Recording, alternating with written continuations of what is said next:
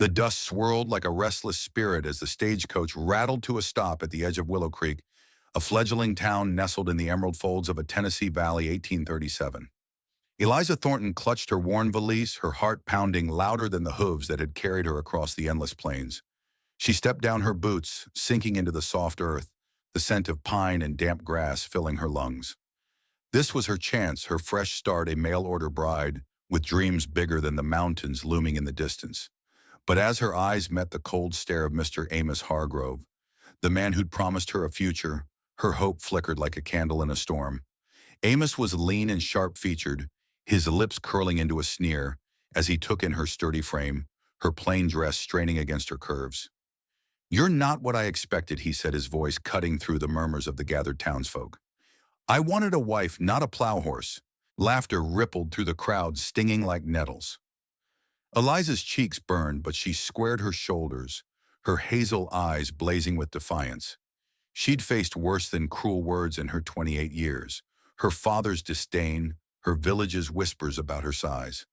She wouldn't break here. "I'm sorry I don't suit your fancy," she said, her voice steady, despite the tremor in her chest. "But I'm here, and I'll make my own way." Amos scoffed, turning on his heel, leaving her standing alone in the dust. The townsfolk dispersed, their curiosity sated, but one pair of eyes lingered, a man with weathered hands and a quiet strength leaning against a fence post. Caleb Whitaker, the town's blacksmith and owner of a modest farm, watched her with something like recognition, as if he saw not just her form, but the fire within. Eliza found lodging at the boarding house run by Mrs. Clara Dunn, a wiry woman with a kind smile and a knack for gossip. Over a supper of cornbread and stew, Clara recounted Amos's reputation as a man who prized appearances over character. "Don't you mind him," dear Clara said, patting Eliza's hand. "There's better men in Willow Creek." But Eliza's heart ached not just for the rejection, but for the dreams she'd pinned on a man who'd never truly seen her. That night, as moonlight spilled through the window, Eliza sat by the flickering oil lamp, her journal open. She wrote of the rolling hills, the whisper of the creek, and the weight of starting over. She wasn't here just for a husband. She wanted a home, a purpose. But could she find it in a town that already judged her? As she closed her eyes, the memory of Caleb's steady gaze lingered, a spark of hope in the dark. The morning sun painted Willow Creek in hues of gold, but to Eliza Thornton, the light felt like a spotlight on her resolve. She stood outside the boarding house, her breath catching the crisp scent of dew-kissed grass, determined to carve a place for herself in this town that had already turned its back. Her hands tightened around a basket of Clara's biscuits, a peace offering for the general store, where she hoped to find work. She'd come to Willow Creek for a husband, but she'd stay for herself. The store, a weathered building with a sagging porch, buzzed with early shoppers. Mr. Grayson, the owner, peered over his spectacles, his gaze lingering on Eliza's sturdy frame. "You're the new girl Amos sent packing," he said, not unkindly. "Got any skills besides dreaming of wedding bells?" Eliza swallowed the sting, her voice steady. "I can keep books, mend clothes, and work harder than most men you know." Grayson raised an eyebrow but handed her a ledger. "Prove it." As she balanced figures, her mind wandered to the previous night's whispers at the boarding house. Clara had mentioned Caleb Whitaker, the blacksmith, who'd watched her so intently. He was a widower, his wife lost to fever 3 years prior, and though respected, he kept to himself, his farm a quiet haven beyond the town's gossip. Eliza wondered what he'd seen in her, a woman deemed too large, too plain, too much for Amos's fragile ego. Her thoughts were interrupted by a tinkling bell as the door swung open. A woman glided in, her auburn curls catching the light, her dress tailored to a figure that turned heads. Lydia Prescott, Amos's new interest and the daughter of a wealthy landowner, carried herself like she owned the town. "Oh, you must be Eliza." Lydia said, her smile sharp as a blade. "Poor dear, coming all this way for nothing." Her words dripped with pity, but her eyes gleamed with triumph. Eliza's jaw tightened, but she kept her focus on the ledger, refusing to rise to the bait. Later, as she walked toward the creek to clear her mind, the crunch of gravel behind her made her turn. Caleb Whitaker approached, his broad shoulders casting a shadow across the path. "Mind if I join you?" he asked, his voice low like the rumble of distant thunder. Eliza nodded, wary but curious. They walked in silence, the rush of the creek and the trill of birds filling the space between them. Finally, Caleb spoke. Amos is a fool. You've got more grit than half this town.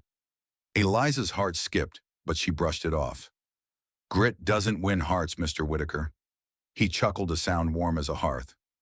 Call me Caleb, and it's not hearts you need to win, it's respect. Start with your own.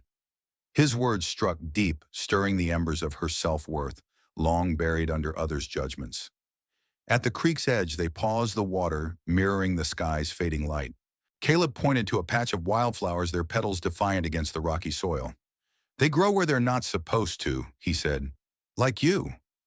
Eliza met his gaze, seeing not pity, but a quiet strength that matched her own. For the first time since her arrival, she felt seen. As she returned to the boarding house, her steps lighter, she overheard Lydia's laughter from the saloon, Amos at her side. The town might favor them, but Eliza's resolve hardened. She'd plant her roots here, rocky soil or not. The clang of hammer on anvil echoed through Willow Creek, a heartbeat of iron and fire that drew Eliza to the blacksmith's shop. She stood at the threshold, the heat of the forge washing over her, carrying the sharp tang of molten metal and charred wood.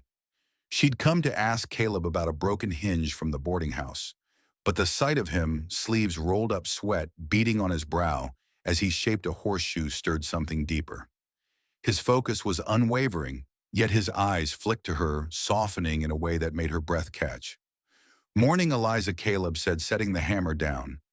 What brings you to my corner of the world? His tone was warm, but there was a guarded edge, a shadow of his own past. Eliza held up the rusted hinge, her excuse to see him. Clara says this needs fixing. I figured I'd save her the trip. He took it, his calloused fingers brushing hers, sending a jolt through her. You're full of surprises, he said, a half smile tugging at his lips. As Caleb worked, Eliza wandered the shop, her fingers trailing over tools worn smooth by years of use. She noticed a small carved wooden box on a shelf, its lid etched with a delicate rose. That was my wife's, Caleb said quietly, catching her gaze. Mary loved beautiful things, even when life wasn't. His voice held a weight, a grief he carried like a stone. Eliza nodded, understanding loss too well, her mother's death, her father's rejection. I'm sorry, she said, but you've built something good here. He met her eyes, searching. Trying to. Takes time. Their conversation was cut short by the jangle of the shop's bell. Amos Hargrove strode in, Lydia on his arm, her laughter like a chime meant to charm.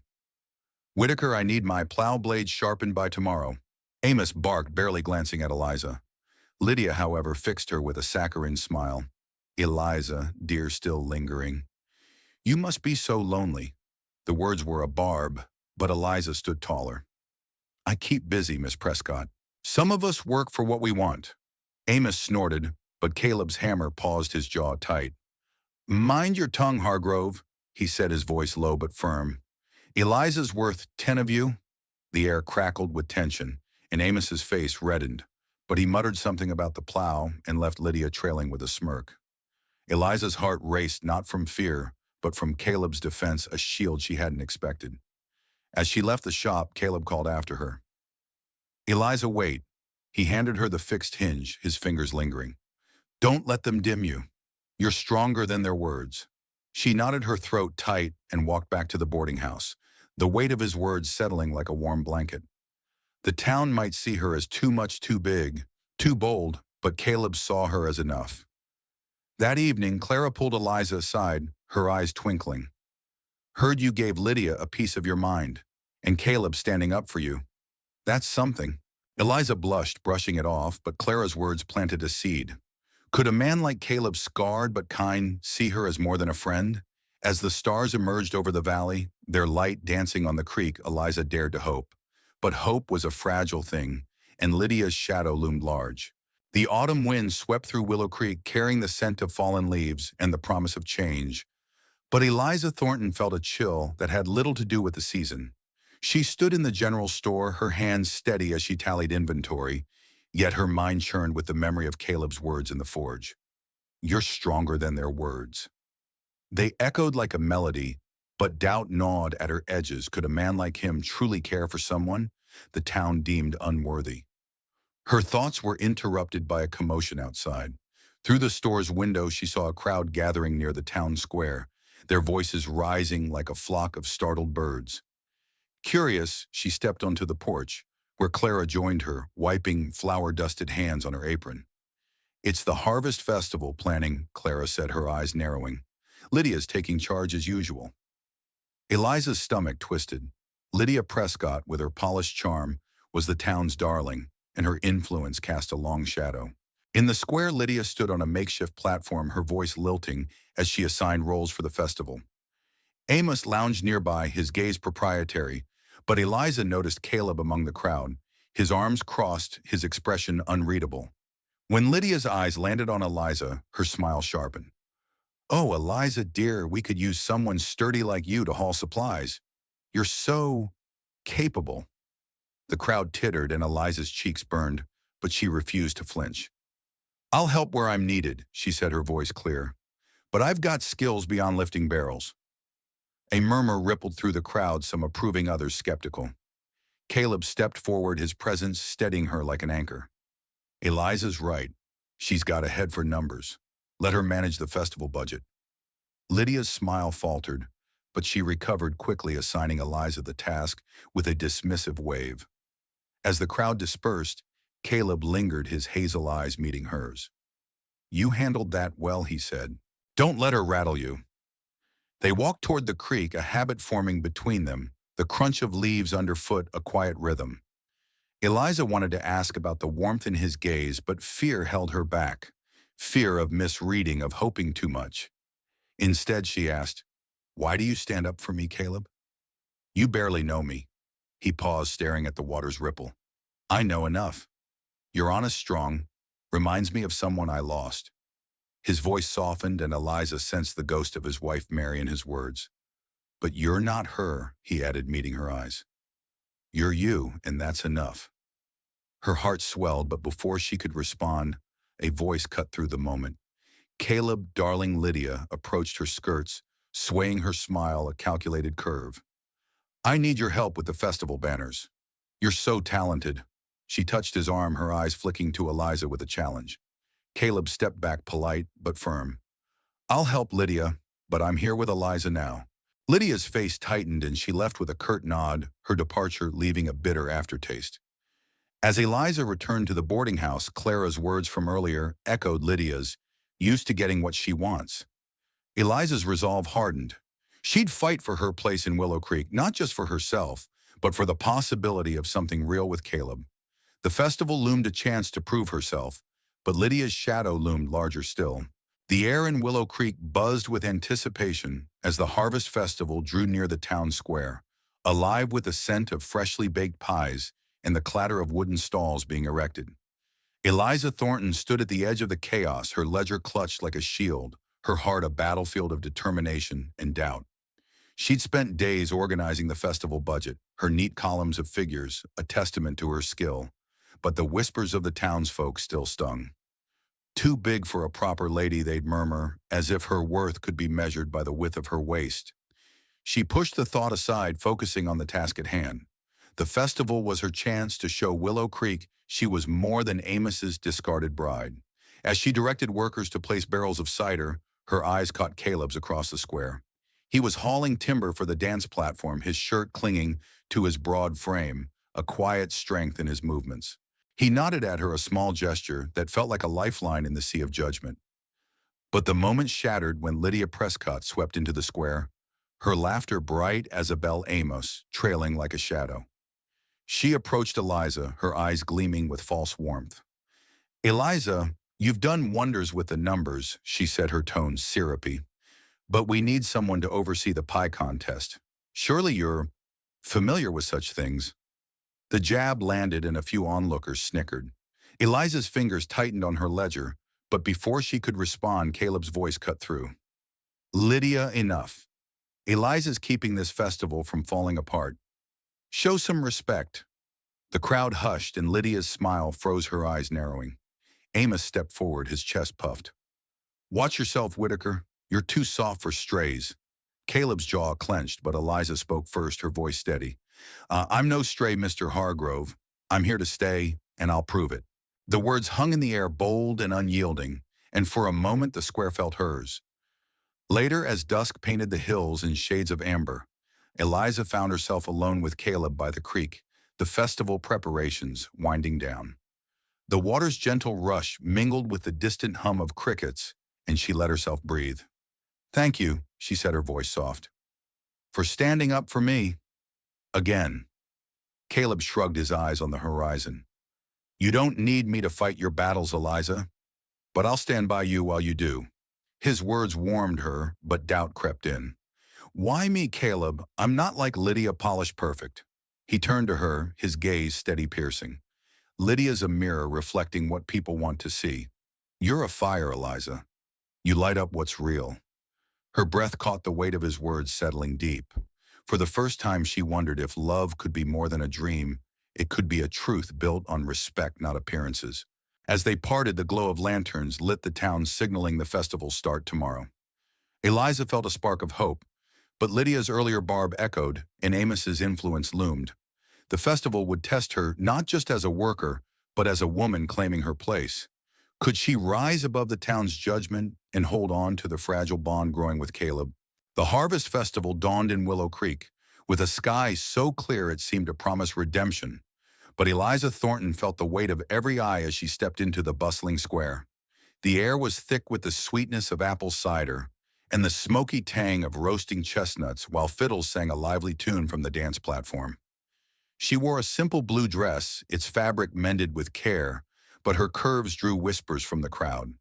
She straightened her spine, her hazel eyes scanning the sea of faces, determined to prove her worth.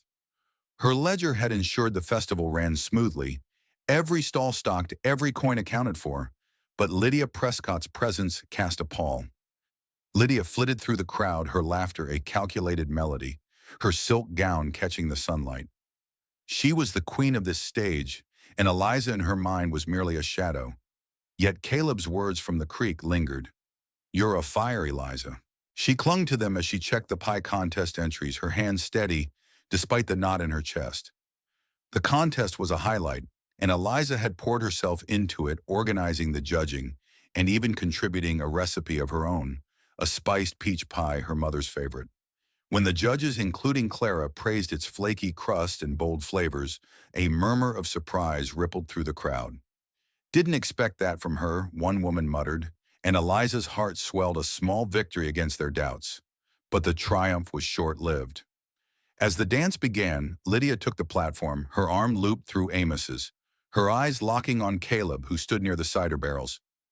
"Caleb, darling, you must dance with me," she called, her voice carrying over the music. The crowd watched expectant, and Eliza felt a pang. Lydia was staking a claim, and the town seemed to approve. Caleb hesitated, his gaze flicking to Eliza. "I'm not much for dancing, Lydia," he said, his tone polite but firm. "But I'll save a turn for someone who doesn't need to prove anything." The words were a quiet rebellion, and Eliza's breath caught as Caleb crossed the square to her. "Care to dance, Eliza?" he asked, his hand outstretched. The crowd hushed, their eyes wide with curiosity and judgment.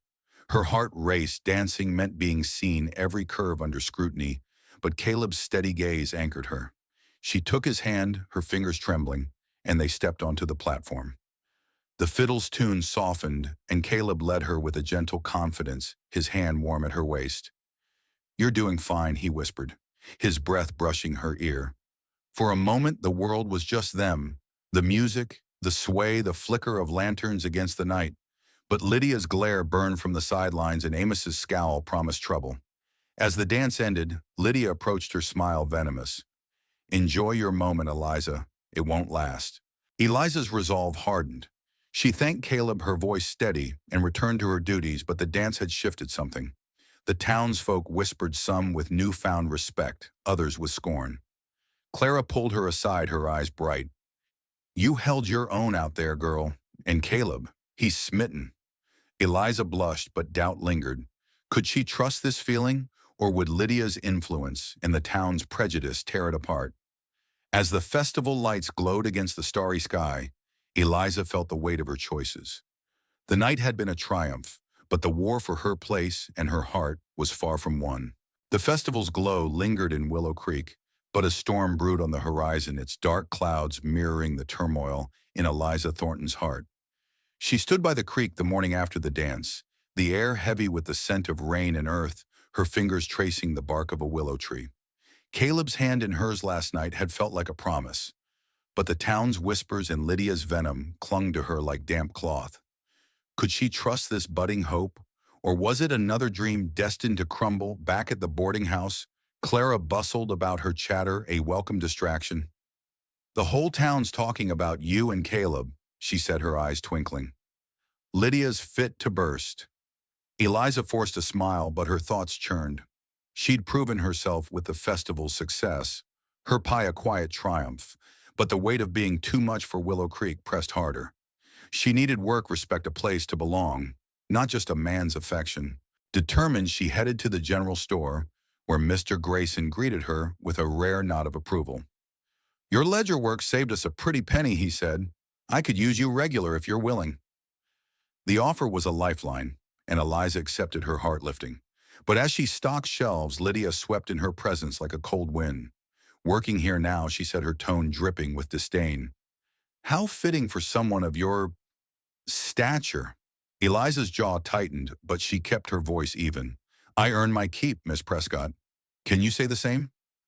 Lydia's eyes flashed, but before she could retort, the door opened and Caleb entered, his blacksmith's apron dusted with soot. "Eliza got a minute?" he asked, ignoring Lydia's pout.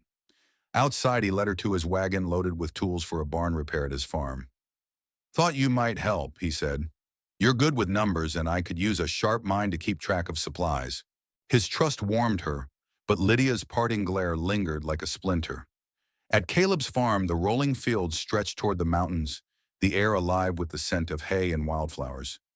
As they worked measuring timber and tallying costs, their conversation flowed stories of her childhood in Virginia, his loss of Mary, their shared dreams of building something lasting. "You don't let the world tell you who you are?" Caleb said, his eyes steady. "That's rare." Eliza's heart fluttered, but fear crept in. Could she be enough for him, or would the town's judgment pull them apart? Their work was interrupted by a shout. Amos rode up, his face flushed with anger. "Whitaker, you're making a fool of yourself with her," he spat, gesturing at Eliza. "She's nothing but trouble." Caleb stepped forward, his voice low but fierce. "You don't get to decide her worth, Hargrove. Or mine." Amos sneered, but the gathering storm clouds seemed to echo his retreat as he rode off. As rain began to fall, Eliza and Caleb took shelter in the barn, the patter of drops on the roof a soft counterpoint to their silence. "I'm not what this town expects," Eliza admitted, her voice barely above a whisper. Caleb reached for her hand, his touch grounding. "Then change what they expect," he said, "starting with you." The words struck deep, igniting a resolve to fight not just for love, but for her place in this world. As they parted, the rain-soaked fields glistened, a promise of renewal. But Amos's words and Lydia's schemes loomed, and Eliza knew the real storm was yet to come.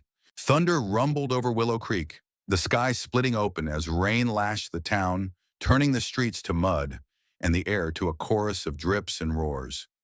Eliza Thornton stood in the general store, her hands trembling as she sorted bolts of fabric, the storm outside mirroring the one within.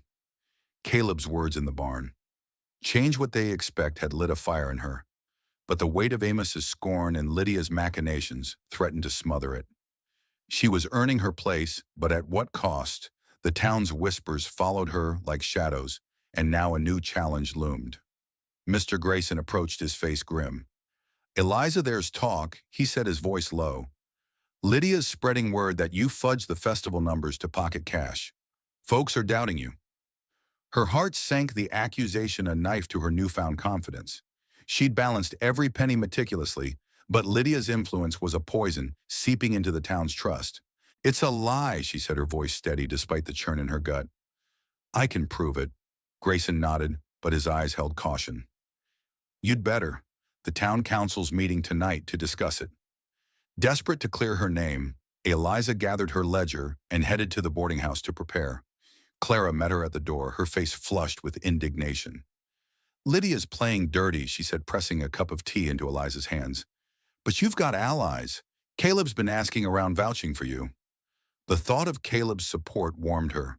but fear gnawed. Would his faith in her be enough against a town swayed by Lydia's charm?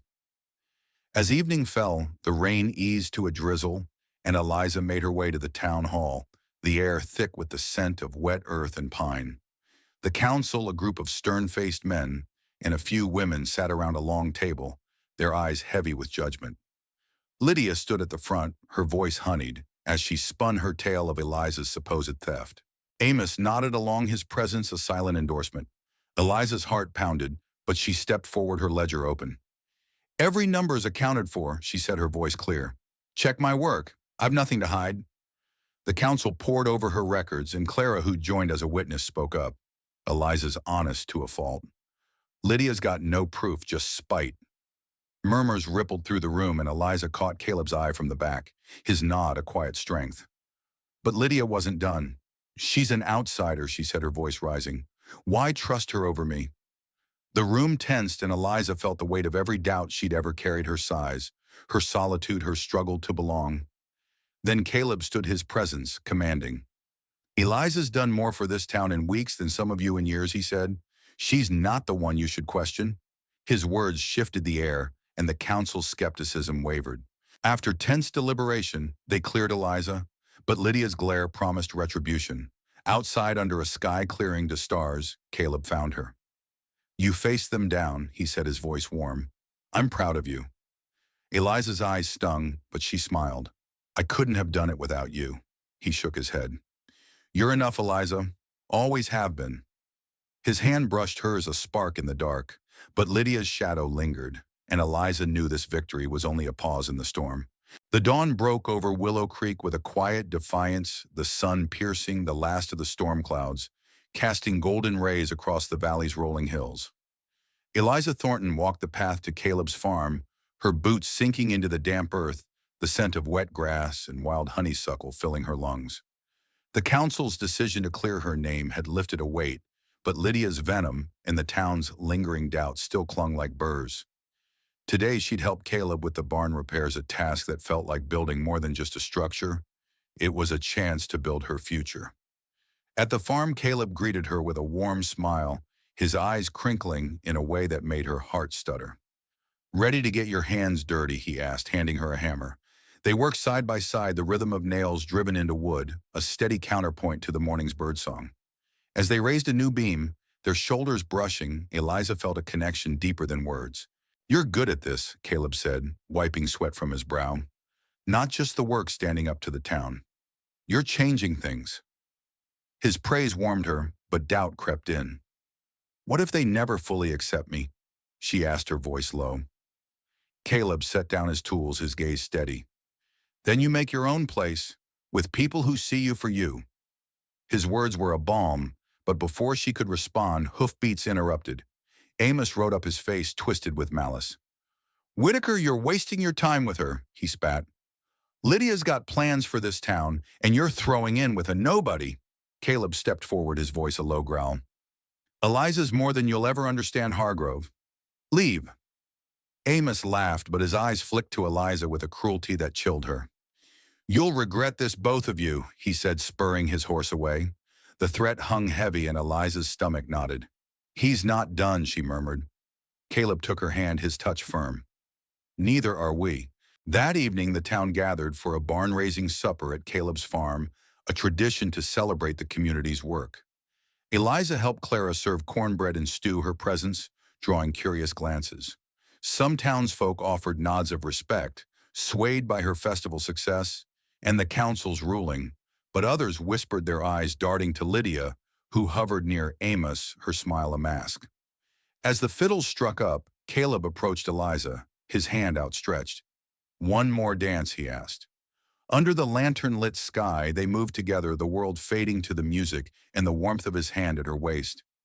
"I'm falling for you, Eliza," he whispered, his voice raw. "Not because you're perfect, but because you're real." Her heart soared, but fear lingered, Lydia's schemes, Amos's threats, the town's judgment. As the dance ended, Lydia's voice cut through. "Caleb, you're making a mistake," she said, loud enough for all to hear. "She'll never belong here." Eliza's resolve flared.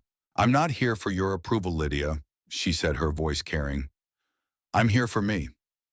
The crowd hushed, and Caleb's grip tightened, a silent vow. As the night closed, Eliza felt the fire within her burn brighter. She'd fight for her place, for Caleb, for love. But Amos's parting glare promised a final reckoning, and she knew the battle wasn't over. The air in Willow Creek trembled with the promise of autumn's end. The valley's trees ablaze with crimson and gold, their leaves whispering of change. Eliza Thornton stood at the edge of Caleb's farm, the morning mist curling around her like a gentle embrace, the scent of damp earth and distant wood smoke grounding her. The past weeks had forged her Amos's threats, Lydia's schemes, the town's wavering trust, but today she faced a final test. The community was gathering for a town meeting to decide the future of the festival, and rumors swirled that Lydia aimed to seize control, undermining Eliza's efforts and her place in Willow Creek. Caleb joined her, his presence steady as the mountains. "You ready for this?" he asked, his hazel eyes searching hers. She nodded, her heart a mix of fear and fire. "I have to be," she said, clutching her ledger, its pages a testament to her work. They walked to the town hall, the crunch of gravel underfoot, a rhythm to her resolve. She'd come to Willow Creek as a rejected bride, but she'd leave this day as something more, a woman who'd claimed her worth. The hall was packed, the air thick with tension and the murmur of voices. Lydia stood at the front, her auburn curls gleaming, her voice smooth, as she proposed a new festival committee led by her with Amos's backing. "We need leadership that reflects Willow Creek's values," she said, her eyes flicking to Eliza with a pointed smile. The crowd murmured, some nodding, others hesitant. Eliza felt the weight of their gaze, the old whispers about her size, her status, her audacity to belong. She stepped forward, her voice clear despite the tremor in her chest. "This festival belongs to all of us," she said. "I've balanced the books, organized the stalls, and worked alongside you. If you want a leader, choose one who builds, not one who divides." Clara clapped loudly, and a few others joined their support, a spark in the room. Caleb stood beside her, his presence a shield. "Eliza's proven herself," he said. "She's not just words, she's action." Lydia's smile faltered, but Amos surged forward, his face red. "She's an outsider," he shouted. "She doesn't belong." The room erupted, voices clashing, until Mr. Grayson raised a hand. "Enough," he said. "We vote now." The ballots were cast, and as they were counted, Eliza's heart pounded, Caleb's hand brushing hers in quiet reassurance. When Grayson announced Eliza as the new festival head, a cheer rose from half the room, while Lydia's face twisted in defeat. Amos stormed out, but the victory felt fragile until Caleb pulled her outside the starlit sky, a canopy above them. "You did it," he said, his voice thick with pride. "You changed their minds." Eliza shook her head, tears brimming. "We did. I couldn't have faced them without you."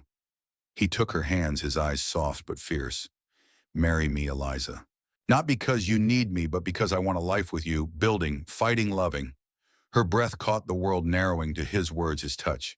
"Yes," she whispered, and he kissed her, a promise sealed under the Tennessee stars. Months later, Eliza and Caleb stood hand in hand at their wedding. The town gathered, their faces softened by her work, new school funds from the festival, a community garden, a legacy of inclusion. Lydia had left for greener pastures, and Amos's influence waned. Eliza, once rejected, had built a home, a love, a life. If you love stories of resilience and love overcoming prejudice, like, share, and subscribe to the channel now to explore more.